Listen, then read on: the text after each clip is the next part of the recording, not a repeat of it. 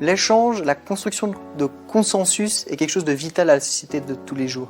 De plus en plus, on constate qu'on se renferme les uns les autres dans nos bulles, si on peut dire, dans les réseaux sociaux, où on est toujours confronté à des opinions qui nous font plaisir. Donc l'algorithme est prévu pour ça, toujours nous stimuler, consommer plus de contenu. Et on a de moins en moins ces échanges où on ose discuter, où on ose surtout être pas d'accord avec la personne en face de nous. Dire non, je suis pas d'accord avec ton point de vue, et l'exprimer de manière claire et précise, et surtout à la fin, de quand même rester amis si c'était avec un ami qu'on discutait, ou de quand même revenir le lendemain à la table de la discussion, ou dans un comité d'association, revenir la semaine d'après ou le mois d'après, pouvoir continuer d'avancer. Vu que, surtout, si je prends l'exemple de ces associations, c'est pas qu'on a été pas content sur une décision un jour, qu'on ne doit plus revenir le lendemain ni le mois d'après. C'est cette construction sur le long terme, de oser confronter ses idées,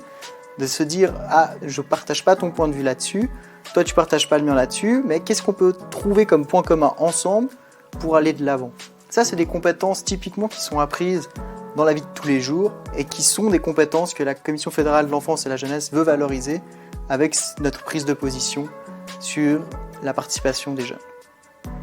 Aujourd'hui, je me rends compte que les compétences que j'ai pu acquérir dans mon parcours associatif m'apportent vraiment dans la vie de tous les jours, que ce soit cette façon de pouvoir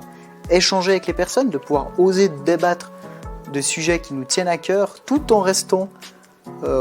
et en gardant le lien qu'on avait avec cette personne à la suite de la discussion, est une compétence importante dans la vie de tous les jours. Il est souvent très difficile de pouvoir échanger sur des sujets où deux personnes ont des points de vue différents, mais à la fin de pouvoir travailler en commun et continuer. Et cette compétence-là, on peut l'acquérir au travers d'engagement de jeunesse et de la participation dans la vie de tous les jours.